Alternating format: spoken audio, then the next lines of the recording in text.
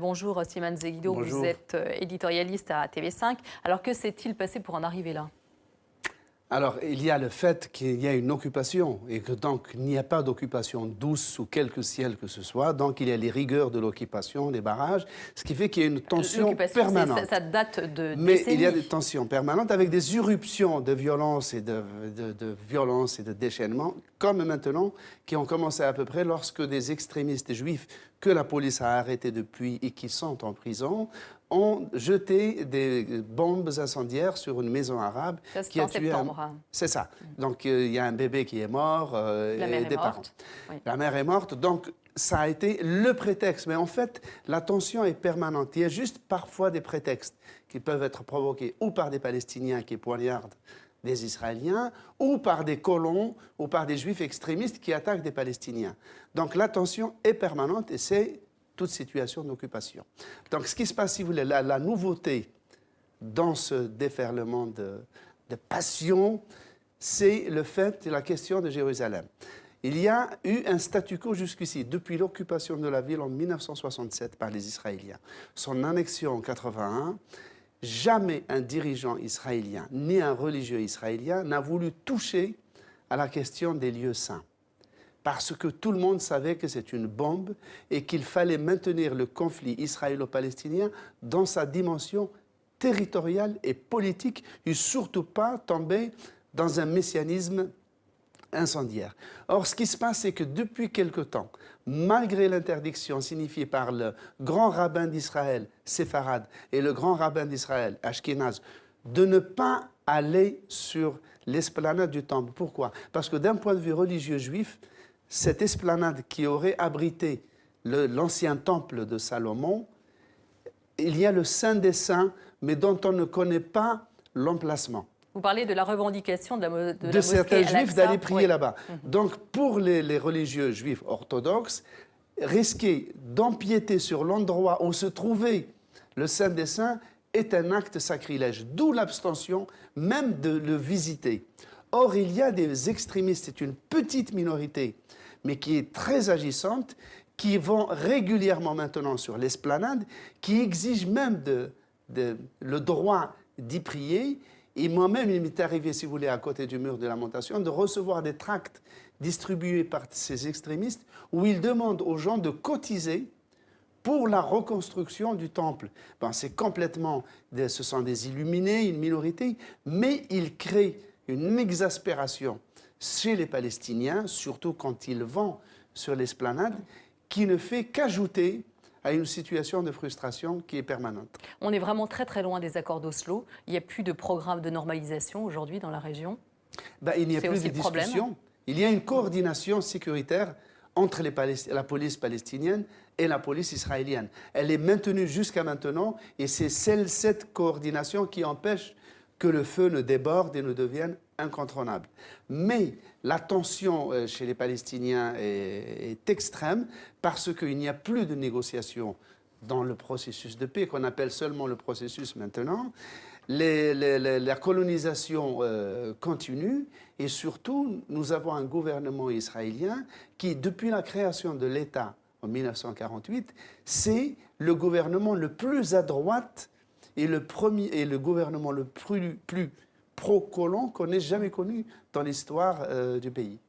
Merci beaucoup Slimane, on vous retrouve dans un instant. On va parler maintenant de la Russie qui est passée à l'action et s'est engagée dans la bataille pour porter main forte à Bachar al-Assad dans sa reconquête des territoires perdus. Les raids aériens de Moscou sont, selon Vladimir Poutine, synchronisés avec les opérations terrestres de l'armée syrienne. Cette escalade des activités militaires inquiète les Occidentaux qui craignent un embrasement général. Le point avec Martine Laroche-Joubert. La guerre en Syrie version russe, ultra spectaculaire pour impressionner au maximum. Ici, 4 croiseurs tirent 26 missiles de la mer Caspienne sur leurs cibles en Syrie, à plus de 1500 km, 11 cibles touchées selon Moscou. L'objectif est clair, revigorer l'armée de Bachar al-Assad. Au sol, les forces du régime se lancent en effet dans une vaste offensive. Équipés de matériel russe, ces soldats syriens tentent de reprendre du terrain aux rebelles dans le centre du pays. C'est la première intervention coordonnée entre les forces pro-Assad et l'armée russe.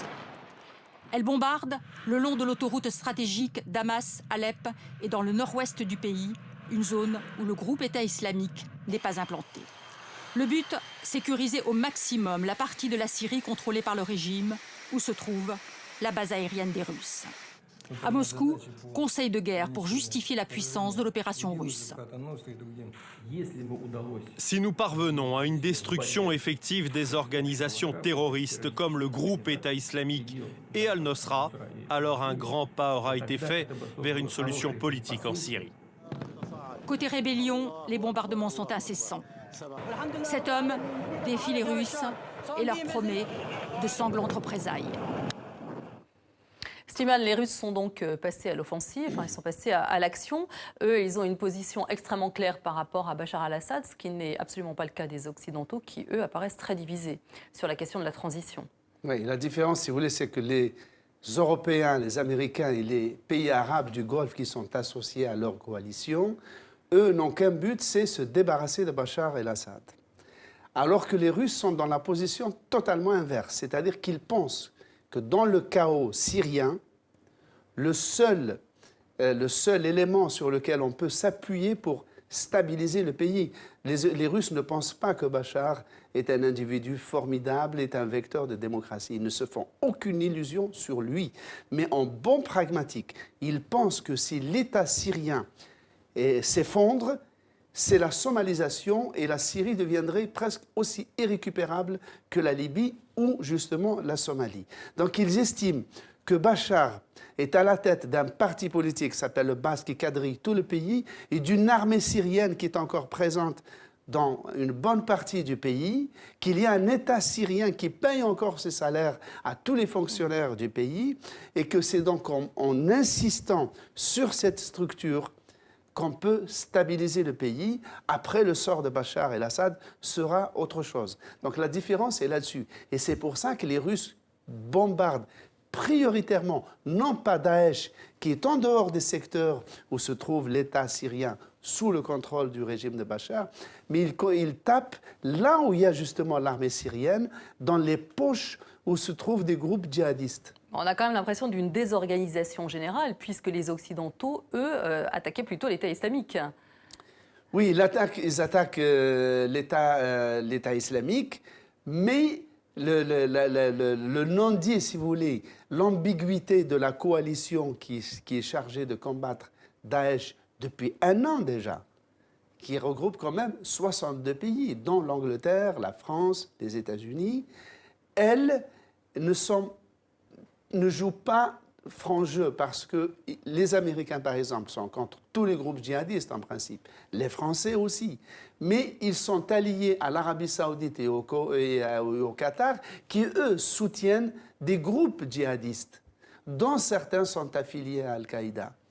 C'est cela qui fait que c'est une coalition un peu bancale, d'où son manque d'efficacité depuis un an. Quand même, depuis un an, il y a eu 7000 sorties de l'aviation américaine, mais le territoire de contrôle Daesh n'a pas été rétréci. Pour autant, au contraire. Merci beaucoup, Slimane, pour cette analyse sur une situation extrêmement complexe. Merci.